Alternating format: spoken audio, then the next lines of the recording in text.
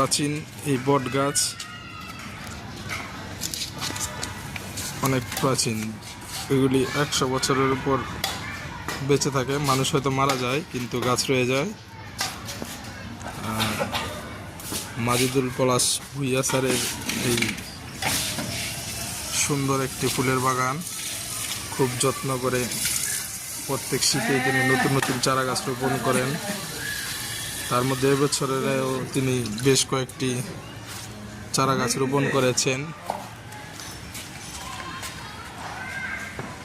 শীতের এই ফুল গাছগুলো অনেক যত্ন সহকারে মাজিদুল পলাশ ভূঁইয়া স্যার প্রতিদিন পানি সহ জৈব সার এবং বিভিন্ন রাসায়নিক সার প্রয়োগ করে থাকেন।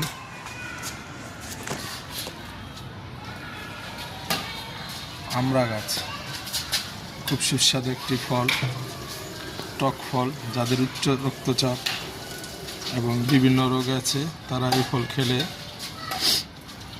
ভালো উপকৃত হবেন। লেবু গাছ আছে অনেকগুলো, আম গাছ, সবেদা ফল,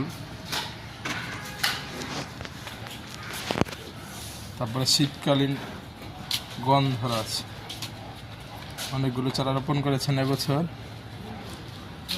পেয়ারা ধরেছে, পেয়ারা আছে, খুব সুন্দর পেয়ারা মনে হয় মোটামুটি ভালো যত্ন সহকারে স্যার প্রত্যেক বছরই চারা রোপণ করেন। হ্যাঁ, হলুদ গাঁদা।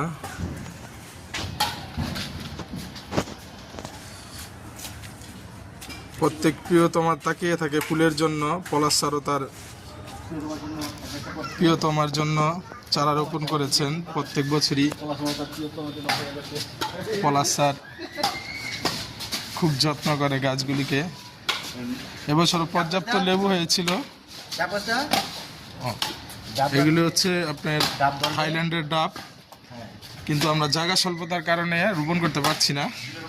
এগুলি খুব যত্ন সহকারে 2টা গাছ আমরা রোপণ করেছিলাম।